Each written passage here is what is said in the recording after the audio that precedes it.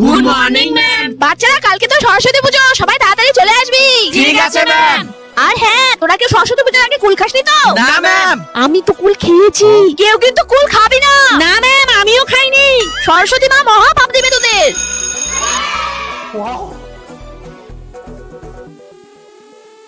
আরে তুই এতগুলো কুল কি করবি? আরে খাবো।